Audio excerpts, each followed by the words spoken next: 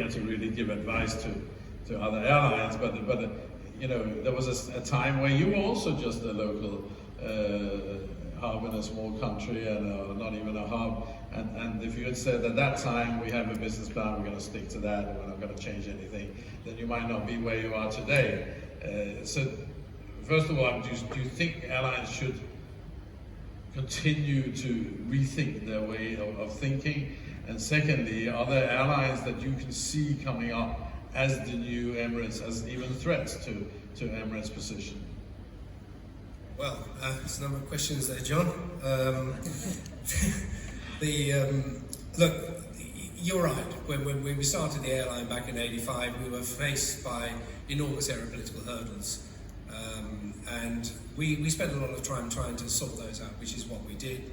Built the framework, aeropolitical framework, well before we started the planned advancement of the fleet. So everything was in place by then. So our model was designed in the late 80s. That model is in action today.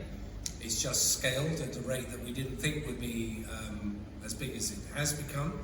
But as we scaled more and operationalized that model, so it became quite apparent this was something that was missing in the global aviation landscape at that particular time. Now, other carriers who face these kind of problems, they've just got to work at it. They've got to use every trick in the book to persuade governments. The Canadians are not easy.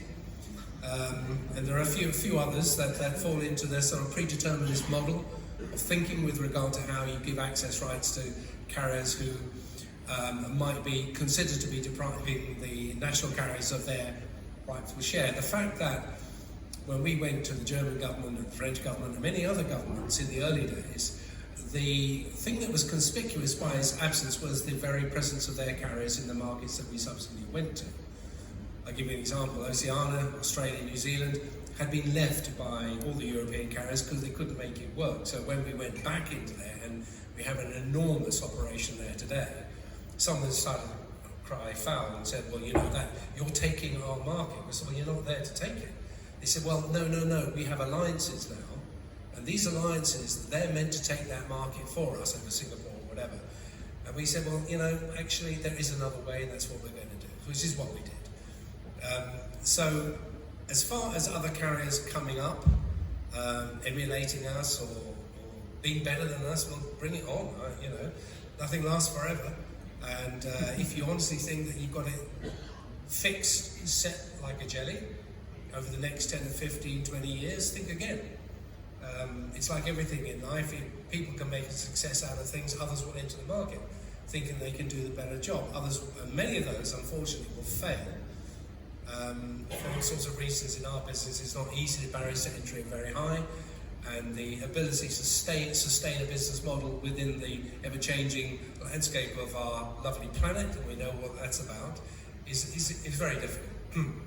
But there will always be aspirants, and I think, as far as Emirates is concerned, maybe we redefined what could be, what people aspire to want, and created this super hub of connectivity in Dubai, which, you know, does serve most of the cities in the world now, and that really works well. Now we have people following us, you know, in the Middle East, and now there's some more coming along who tend to copy and paste the business model. I don't have a problem with that, you know, imitation is the best form of flattery.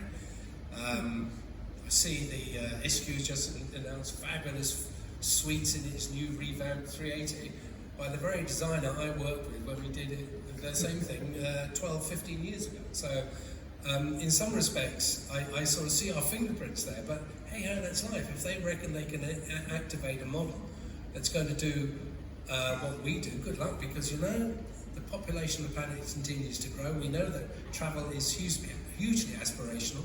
A lot of people are traveling a lot more than they were, and new people are coming to market all the time. I'm not talking about the immigrants. There's a new one on me, by the way. But nevertheless, it's something that's lively, it's healthy, and in the right hands, a model that emulates us, does better than us. Yeah, there's plenty of room for that. Well, I mean, competition generates new traffic, we all know that, and